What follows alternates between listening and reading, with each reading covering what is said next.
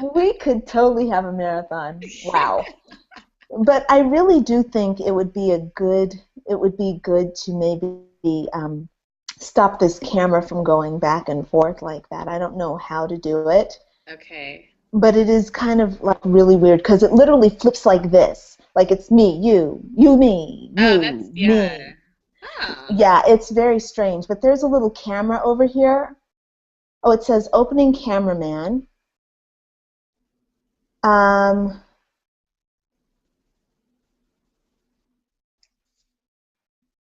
okay. Very weird.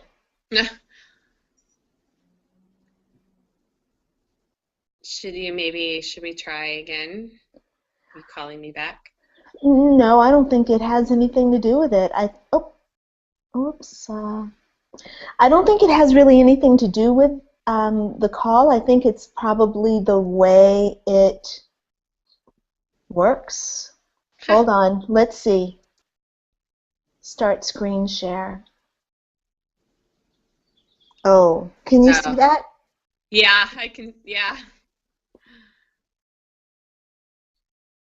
Okay, that's just weird. Okay, so stop screen share. That's not the answer. Love is the Okay, answer. so let's try it this way. Capture. No. Cameraman. No. Control room.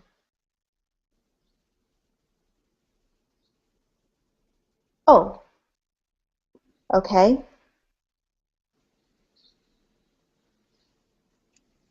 Is my camera on? It is, yes? Yes. Volume sounds okay to you? Yes. What about All my? right. Yeah, it sounds good. Okay. Mm-hmm.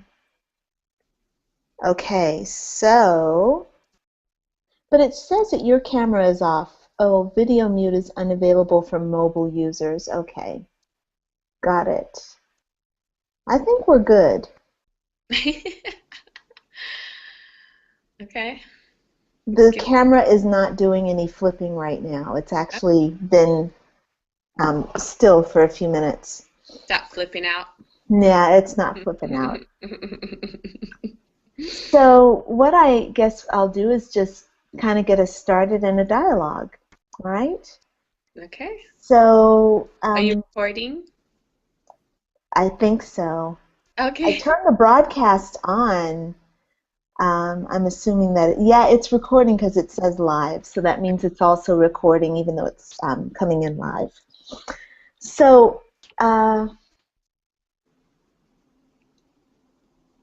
I want to welcome you to my YouTube channel. My name is Crystalline Bell, and I'm having a conversation today with my friend Justine Arian.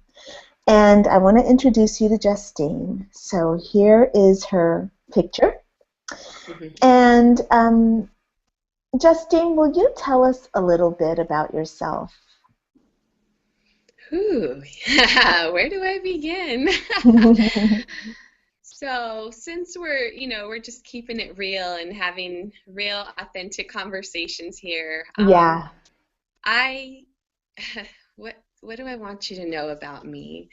Um, my life's work and passion is really coaching women, and I consider myself a women's empowerment coach. And I feel like really my greatest gift and where I can really help women transform is in the area of owning their own power and standing in their personal power and living a life making choices from the heart that are in alignment with really what's for their highest good. And yeah, yeah, and I do that through working with women who are preparing to give birth. And I do it with women who are moms and women who are not moms. But my own transformation through giving birth to my daughter was really the mm, catalyst for me wanting to work with other women and really empowering them through this time in their life where so many women miss out on the opportunity for personal transformation. And it's such a gift for a woman to really come to know herself at a deep soul level, for a woman to really come to know her own strengths and what she's capable of, and for her to be able to take that and apply it to every area of her life. And I feel that birth is one area that we can really do that in, and that's what happened for me. So that's why I was super excited and motivated to start working with other women in that area. So Wow, that's exciting. yeah, it is. It's really exciting. You know, they say we all have, each of us has life experiences and stories that are perfect for us, that inform our next steps or our life purpose or what we're really here to do and to give. And I really feel that that's true. And when we just tap in, you know, and pay attention to what are the gifts, what are the lessons, you know, what are the experiences that we can take and learn from and then share with others, I really feel that that informs our purpose in life. And Yeah. you know, and I don't think that it has to be just one thing. I don't think that, you know, that I think so many people are searching for that end all be all life purpose thing that they're supposed to be doing, and I think it can be more than one thing. So Yeah. yeah, so it's been a really amazing journey for me. I have two children now, and they're 9 and 5 years old, and I'm a single mama, and just really loving my life. I mean, I just feel like I'm in such a great place in my life right now. I've done tons of, excuse me, personal transformation work. I am now working with you, Lynn, on doing some spiritual coaching, as I feel that that's really my next level of evolution. And, you know, and I'm ready for it. And I love personal transformation and working with women, particularly in helping them find themselves and really explore, you know, what opportunities there are for breakthroughs in their lives. So that's, you know, that's what I'm all about, and it's what I love to do. And I love that we're having this conversation and that we just got inspired, you know, to do this and said, hey, let's do it. And here we are, and we have no idea really what it's going to look like. And, you know, we just know that it feels right, and we're just being guided to do this. And so I'm super excited to be here with you doing this, and let's see what happens. Like, let's see where we go with it. Perfect. Thank you, Justine.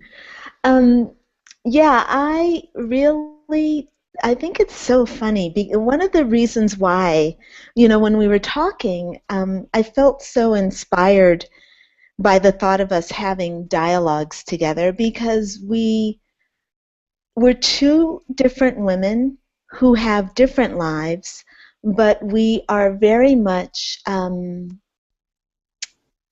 living, you know, very similar lives. We have very similar patterns, right? So you're a life coach, I'm a life coach. You know, we're both walking this path of self-awakening and self-awareness. You know, you're in California where it's 80 degrees. I'm in Montreal where it's, you know, 45. You know, you've got two children. I have no children. You know, you've got yourself established on the West Coast, and I am a person who's in transition for, you know, who's a little bit nomadic right now. I'm moving through the world experientially, you know, and you have your, you know, a nice stable environment for your children, and, you know, you're building a relationship with a partner. So we have two different stories, yet, you know, we're sisters. You know, we're sisters in light, but we're sisters in the journey. So I find it really intriguing, because as much as we are alike, we are also very different. You know, we have different backgrounds. Um, I I have I come from a Christian background where I will never say that religion was really forced on me, but in my grandmother's house, religion was always first. And I lived part-time with my grandparents. And I grew up reading the Bible and going to church for on Sundays, and then as I grew a little older, there was a little less going to church on Sundays, and then pretty soon there was no church on Sundays. Pretty soon it got to the point there was no church on any holidays. But when I was 15, I got myself baptized because we never did that when I was a kid. So when I was 15, I took myself to my favorite church and got myself baptized because I liked God as this personality, you know. And Justine, I understand that you have maybe some different ideas or a different upbringing. So you want to share a little bit of that with us? Sure.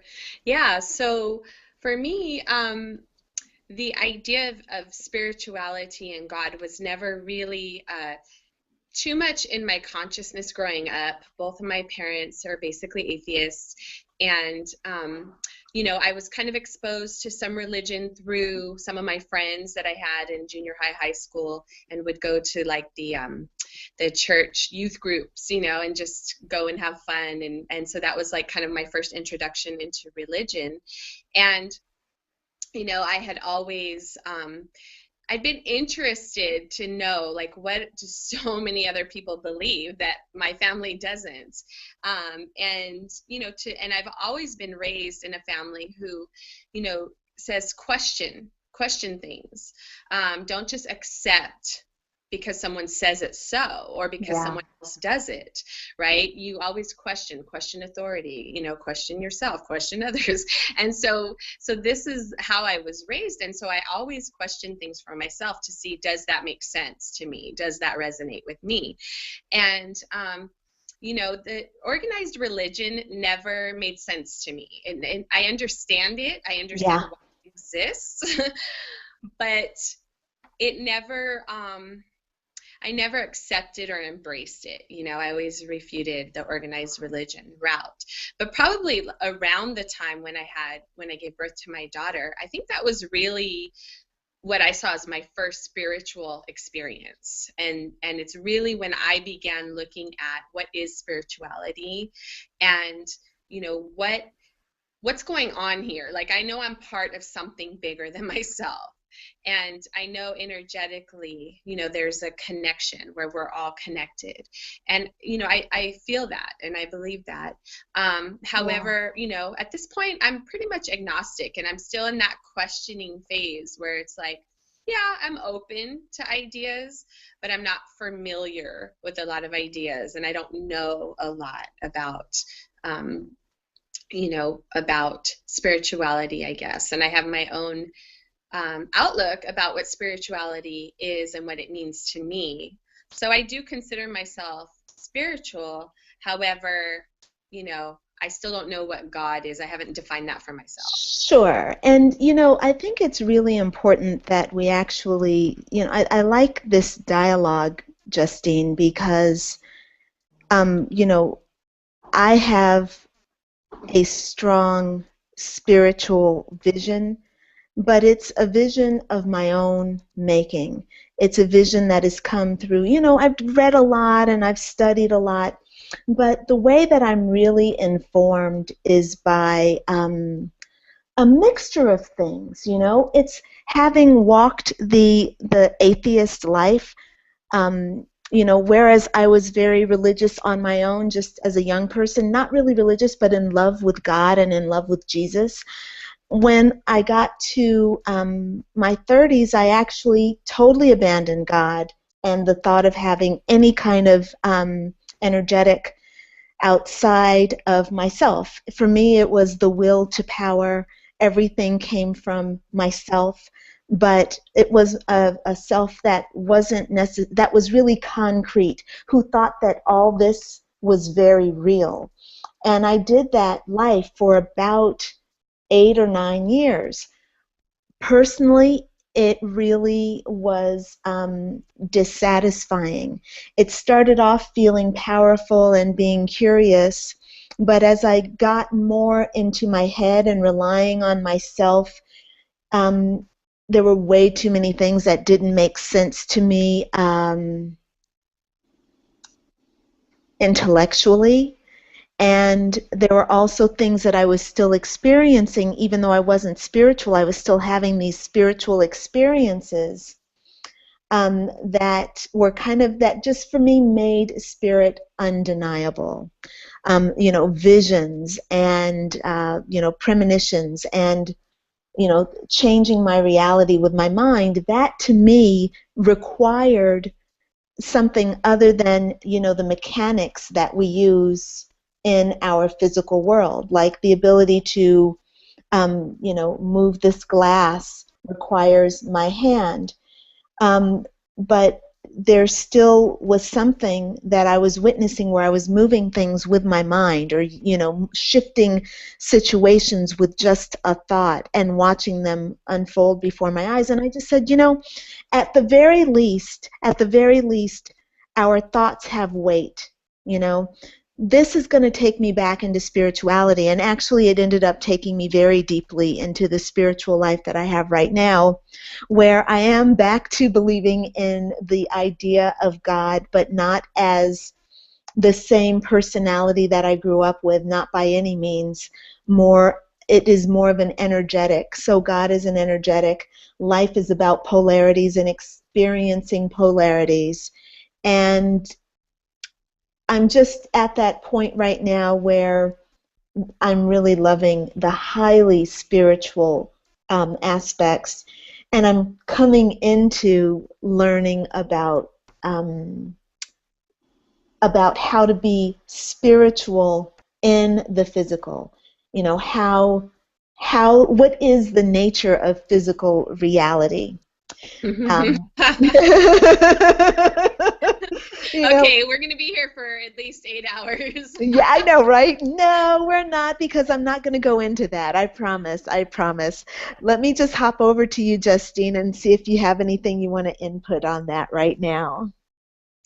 Yeah, I feel like it's so interesting because each of us comes into the world with um, an experience already set up for us. I mean, by the parents that we have, the situation that we're born into, Sure. and so my experience and your experience are quite different growing up. And yet each of our experiences kind of informs the next step, right, in our process. Yeah. And so I think it's really neat that I think both of us were in that sort of questioning stage, or that phase of our lives where we're really questioning like what feels true and what feels right, um, and what do we want to participate in. And so Yeah. so I love that your sort of came full circle, where you experienced some of this, some of that, the opposite of that, and then you came to your own space that feels really good and true for you. Yeah. And yeah, so that's it's really cool. And I feel like it's no coincidence that you and I are here together today and that we're working together, because I feel like that your journey and just your like true authenticity in sharing your journey, like you document it on Facebook and you're just really transparent and authentic with what you're experiencing. And I feel like that it really allows people, us who are watching or following, to be okay with ourselves and our imperfections and that we each have a journey and that none of us are perfect. And like just it brings connection. It allows you and I to have a level of connection deeper than just, a surface connection, because now I see you. I Sure. see you, and I can relate to you because I Yeah. too have my imperfections with my journey, right? So Sure. so Sure. I love that, and I think that pure vulnerability. And this is one of the biggest life lessons that I learned, really. And I'd love to share this story if this is okay. Yeah, yeah. Okay, so it's about vulnerability and it's about connection and intimacy. And my whole life, I would look at other people and, other girls that had best friends, and I would look at relationships, male female relationships. And I always wanted that. And I wondered why I couldn't have that, Mm. and I was very well liked. I had a lot of friends, when I got older, I dated men. I had no problem with any of that, but I never had like that deep level of connection and intimacy that I really wanted with anybody ever. And even though I had really great relationships with my family, I'm really close with them. It was something that was always missing, and it was something I always longed for. And so, gosh, my last relationship, my last long-term relationship with the father of my children, really taught me that the reason I didn't have that level of intimacy or connection with anybody is because I was afraid to be vulnerable. I was afraid to show vulnerability, and I thought that vulnerability meant weakness. And so and I was always the strong one. That's how everybody saw me. Justine's the strong one. And, Right. and so I had to maintain that. Like, I'm the strong one. And if I show vulnerability, then I'll look weak. And that's not okay. And so I put up this wall. And I didn't ever let anybody in truly to my heart and to see me in all of me for who I am. Because I felt like, gosh, if they completely saw me, would they like what they saw? Would they still accept me? Would they love me? And so I protected myself, and I did a darn good job of doing that my whole life, And the cost of that was never having that true intimacy and connection that I craved so badly. Mm-hmm. And so when I was able to finally recognize that that's what was going on, and I was able to just let go and let that wall go, and actually take risks, be afraid, be vulnerable, put myself out there, risk my heart, risk, being seen in all my imperfections, and I did that, and I really attracted the most amazing partner. I'm totally in love, and we have a really deep, intimate, connected relationship like I've never had before. And I've had, girlfriends who I've known for 20 years start calling me their best friend. And I had, just deeper connections with my family, with my children. It's been amazing. Yeah. What has opened up for me and what I've been able to experience because I was willing to take a risk, and because I was willing to keep taking that risk and keep being vulnerable and sharing my heart. So I just wanted to share that, because I see you being vulnerable, and I see you taking risks and really being authentic, and and that's what causes that level of connection. So Yeah, thank you. It's a beautiful story, Justine. Um, when I think about being vulnerable, there was a time when I established, with the universe, that I desired more deep, intimate connection, as you said, and also more vulnerability. And so I too went down the path of being more vulnerable and exploring what it feels like to be exposed. And the interesting thing that I've learned at this particular leg of my journey is that the real vulnerability comes by, for myself now, this is just my own experience, but my most vulnerable time was not in exposing myself to other people, but actually exposing myself to myself. And this might sound a little bit weird, right? Exposing yourself to yourself. But the fact is, the biggest walls that I blocked were not walls to keep other people outside of myself, but rather the walls I built to keep myself outside of myself. Mm-hmm. So I never allowed myself to become intimate with myself. And granted, I would do a lot of stuff on the surface, but actually going into the darkest parts of myself where I wasn't pretty, that is that was really challenging, you know, and that's where the real opportunity for vulnerability comes in. And you're seeing me at a point where I've been practicing this now for years, you know, opening my own business. When I opened Everyday Zen 6 years ago, that was the opportunity for me to risk putting myself out in the public. You know, people knew that this was my venture, and, you know, if it failed, then everyone would know, and then I'd have to, you know, be exposed.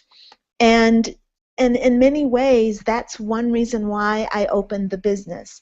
Granted, I opened the business because it was a good business idea and I really enjoyed it, but it was also about being very real in this moment, in this world.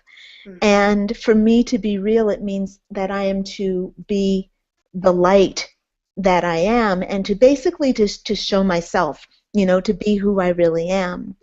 So at this particular, you know, at that particular point when I was doing the business, you know, I had employees and I was constantly feeling like I was being judged or I was doing things wrong. There was always this kind of pressure that nobody was putting on me but me. So once I started really just allowing myself to be honest with myself about who I am, then it became um, like really apparent that now I am really vulnerable. And I've only just started showing myself to myself within the last several months. And the intensity of the self-love has improved, and the quality of my life has improved, which has been really really magical. You know, Mm-hmm. everything shifted for me in 2013, and now, you know, in 2014, I get to practice living this kind of very open-hearted life, and I really like it. You know, there are not a lot of answers. There's a lot of mystery, but was that our 8-hour bell? I'm just kidding.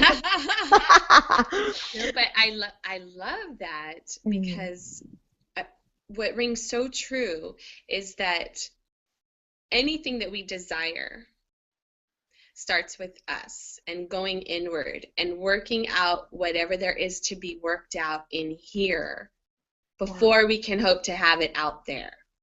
And so whether it's you know, we want to attract a relationship, you know, true love, whether we want to be successful in our businesses, whether, you know, we want to be the best parents we can be, you know, whatever it is that we hope to achieve or hope to attract,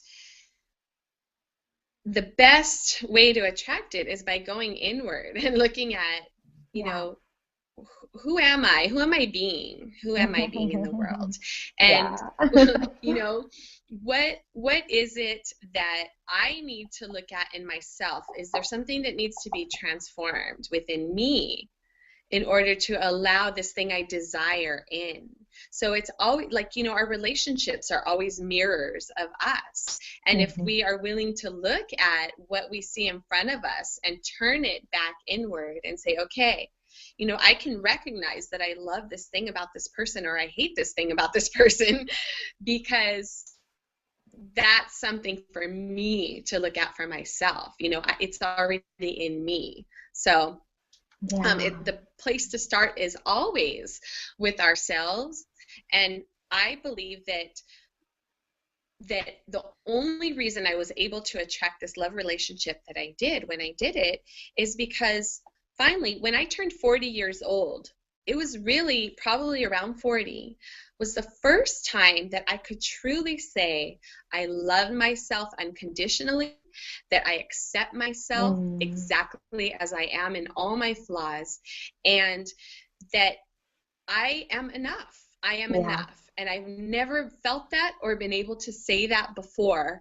And because I was able to say finally that I am enough, I finally found a relationship where he is enough for me. Hmm.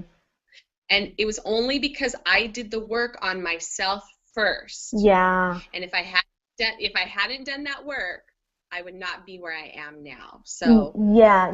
Justine, it's a very good point because I have not felt ready for a relationship for years. I thought I was ready, but everything that was going on inside of me, there was a lot of fear that was left over from previous relationships. And it wasn't fear of the men that I had. I wasn't afraid of attracting, a bad man or a guy that would, not treat me well. No, I was afraid of how poorly I would behave. And because I knew, just as you said, those relationships are mirroring ourselves back to us. And to be honest with you, I did not fucking want me as a partner, Justine. I did not want me as a partner.